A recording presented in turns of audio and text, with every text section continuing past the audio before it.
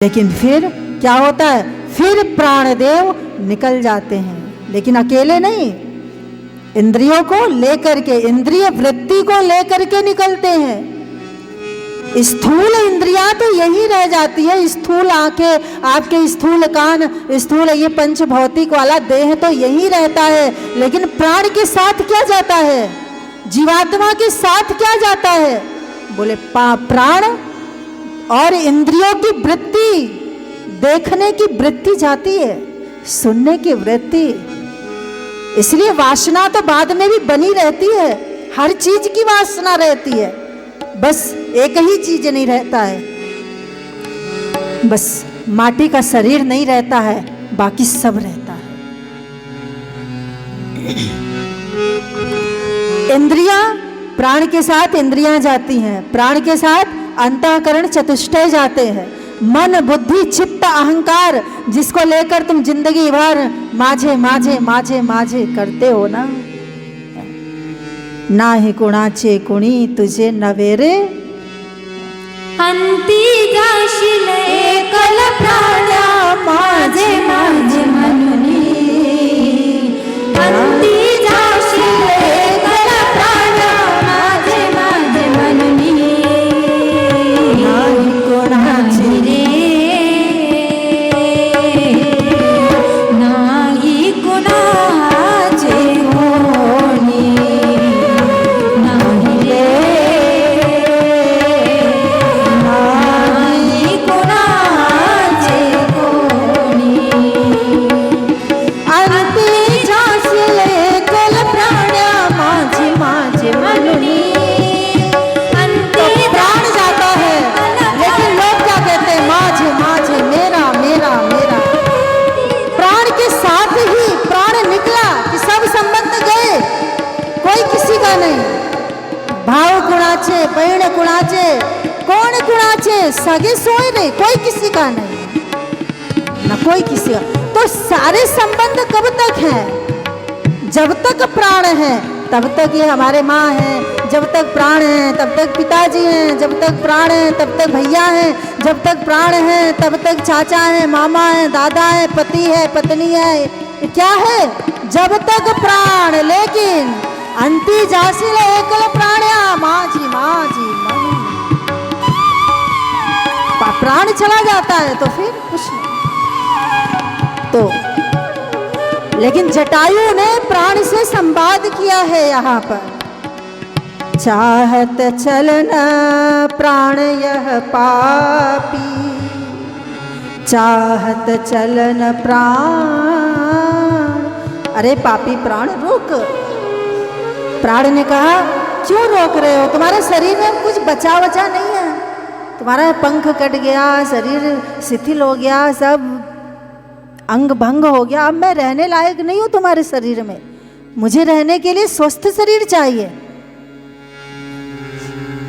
तब जटायु ने जो बात की है, जटायु ने प्राण से कहा है, प्राणदेव सुनो मेरी बात सुनो, इसलिए रुक जाओ क्योंकि अभी एक कार्य बाकी है। कौन सा कार्य? और देखिए पहली बार हर आदमी जहाँ कहता है कि मेरे प्राण बचा लो, मेरे प्राण बचा लो, अरे भाई किस लिए बचा लो, बोले मुझे बचा लो, मैं और जीना चाहता हूँ। किस लिए जीना चाहता हूँ, बोले जीऊँगा तो संसार के लोगों के लिए जीऊँगा, और विषय भोग करूँगा, और सुख भोगूँगा, मोह माया के लिए करूँगा, और कमाऊँगा और करूँगा, इसलिए जीऊँगा ना, बोलो। लेकिन जटायु ने क्या कहा, जटायु ने यहाँ कहा कि हे प्राण, मैं जानता हूं कि आप जाना चाहते हैं और मैं रोकूंगा भी नहीं आपको, आप जाइए, लेकिन बस एक क्षण के लिए रुक जाइए। मेरे प्रभु का अवतरण हो चुका है, परब्रह्म राम का अवतरण हो चुका है। मेरे भगवान तपस्वी वेश में, उदासीन वेश में, वनवासी वेश में इसी वन में गुजर रहे हैं, और गुजरते गुजरते यहीं आएंगे। इस रास्ते से जब वो आएंगे, सीता जी को खोजते खोजते जब मेरे प्रभु आएंगे, तो फिर मैं उनको संदेश बता दूंगा। हे प्राण, जीवन जानते हो, जीवन का लक्ष्य क्या है? प्राण ने कहा कि आज तक मुझसे किसी ने ऐसी वार्तालाप नहीं की थी, पहली बार कोई ऐसा व्यक्ति मिला है जो मुझसे वार्ता कर रहा है। जटायु ने कहा, जानते हो प्राण, यह जीवन किस लिए है?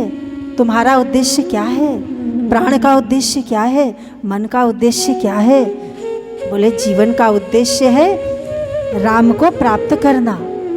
जीवन का उद्देश्य है ईश्वर को प्राप्त करना। साधन धाम मोक्ष करि द्वारा,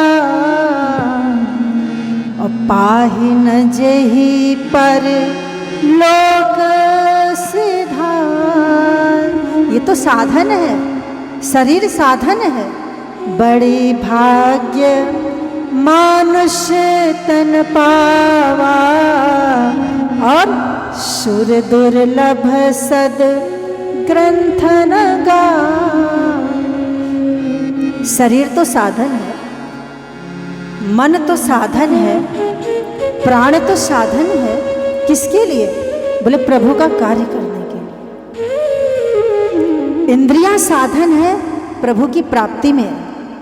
इंद्रियां भोग करने के लिए नहीं मिली है तुमको।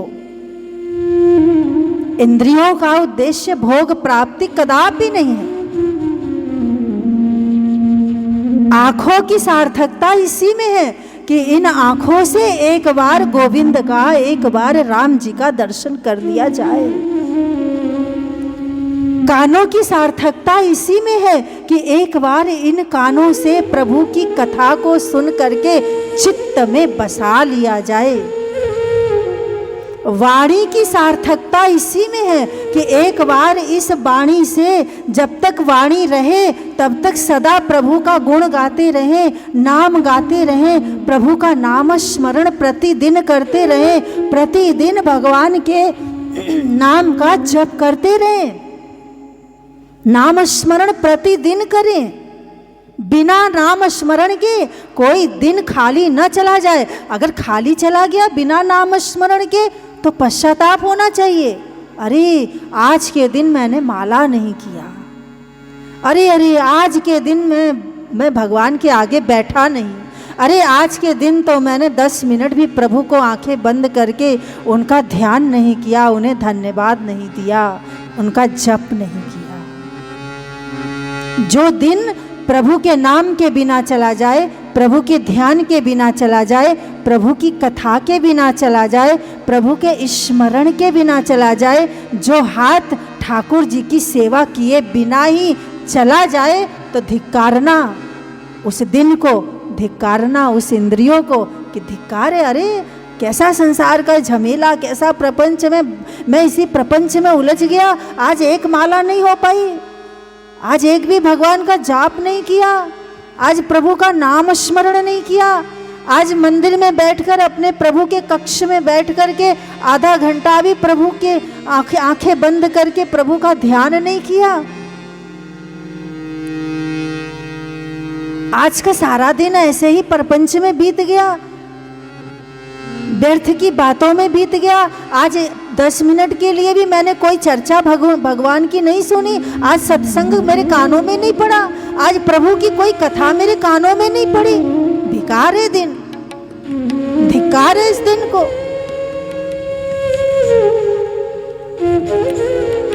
तो ये क्या है? ये इंद्रियां साधन है प्रभु के लिए। अरे जो साधन प्रभु के लिए मिला था उस साधन से तुम भोग कर रहे हो,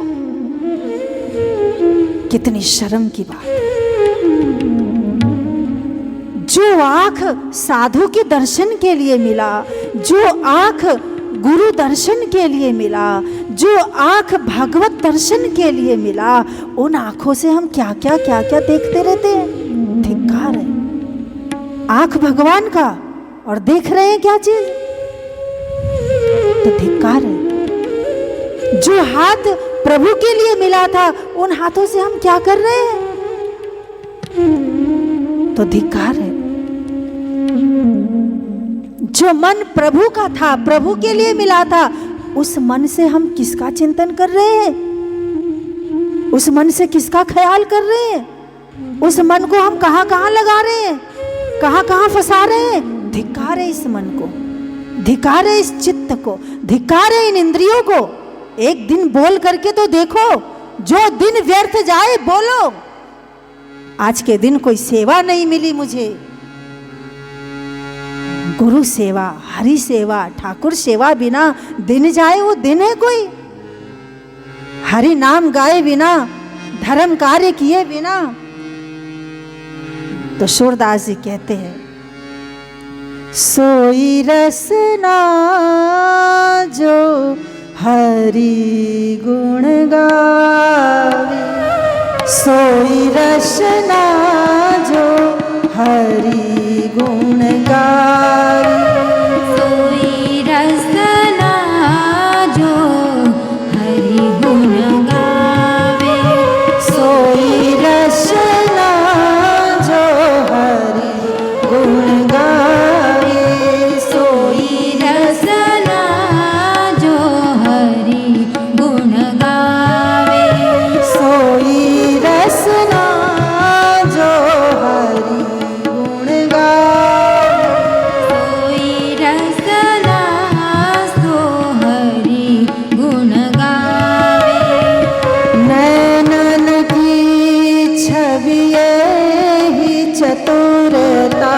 जो मुकुंद मकर को ध्यावे, नैनन की छवि ही चतुरता जो मुकुंद मकर को ध्यावे, नैनन की यही चतुरता। सूरदास जी कहते हैं, भैया आंखों का एकमात्र यही लाभ है, इन आंखों से सदा साधु संत का दर्शन। गोस्वामी जी कहते हैं, नयन ही संत दर्श बिनु देखे, लोचन मोर पंख जिन लेखे। कुंद जिन नैनों से साधु दर्शन नहीं, वो नयन नहीं, वो तो मोर के पंख के समान बनावटी है। जिन हरि कथा सुनिए नहीं काना, अरे कान से कथा न सुनो, कान से भगवत चर्चा ना हो, वो कान है? कान नहीं है, सांप का बिल है वो।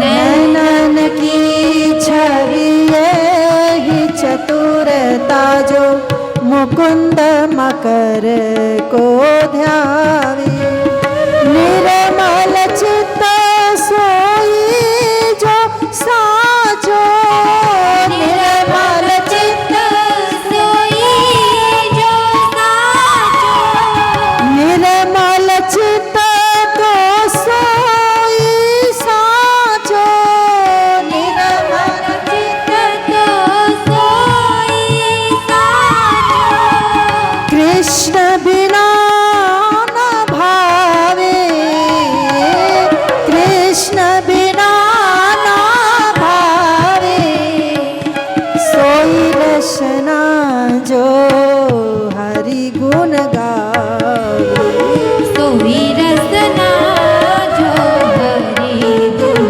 गावे। तो सूरदास जी कहते हैं, भाई चित्त वही है जिस चित्त से ईश्वर का चिंतन किया जाए।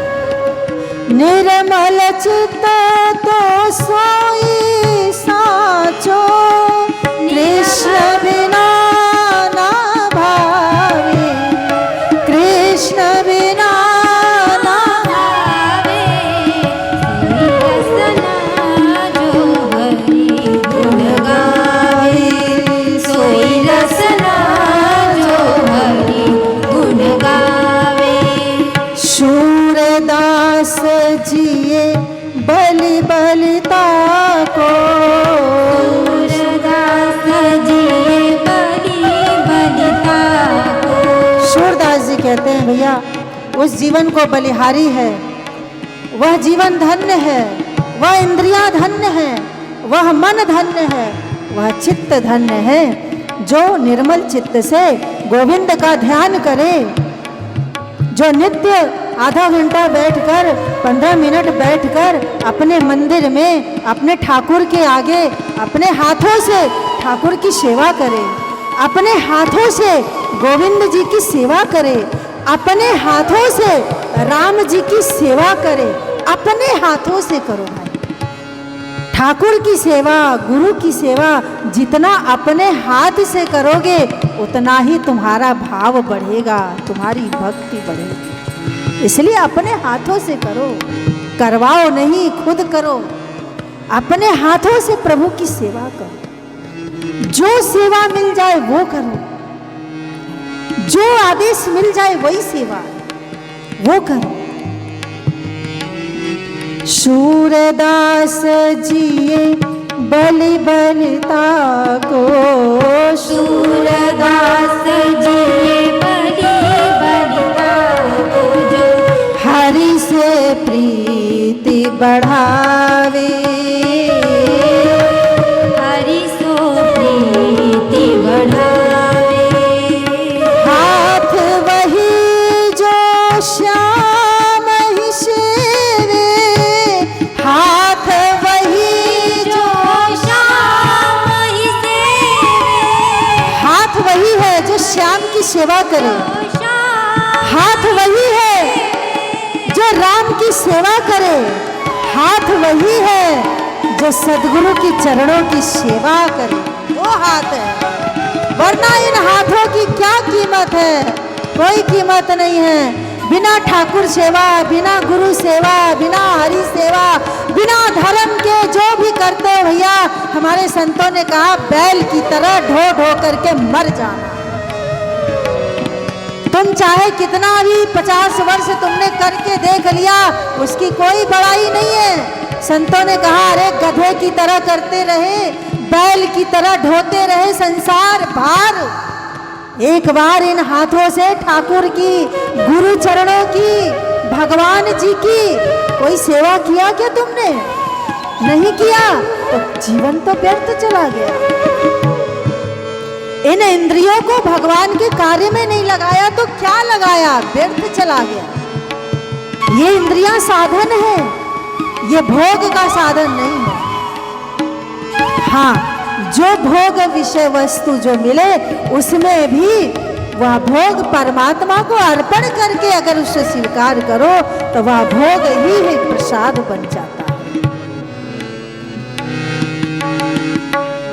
हाथ वही जो श्याम ही सेवे, हाथ वही जो श्याम ही सेवे, चरण वृंदावन जावे, चरण वृंदावन जावे, सोई रसना जो हरि गुण गावे, सोई रसना जो हरि गुण गावे, सोई रसना जो हरि गुण गावे, सोई रसना जो हरि गुण गावे। तो देखिए, आप अपने इंद्रियों को, अपने मन को सदुपयोग करो, इसको केवल भोग में मत लगाओ। भोग को भगवान को अर्पित करते जाओ। जो भी धन कमाओ भगवान को अर्पित करो और मन से कहो हे प्रभु, इस धन के असली स्वामी आप हैं। हे प्रभु, जो कमाओ सब कुछ करो, व्यापार करो, बिजनेस करो, कमाई करो, घर संभालो, परिवार संभालो, बच्चों को संभालो, जो जो तुम्हारा दायित्व है करो, लेकिन समर्पण तो करो। किसको? बोले समर्पण राम जी को करो, समर्पण कृष्ण को करो, समर्पण गोविंद को करो कि हे हरि, यह धन, यह संपत्ति, यह मकान, यह जमीन, इसके असली मालिक कौन है? इसके असली मालिक तो आप हैं और हम तो आपके चाकर हैं। मीरा ने क्या कहा?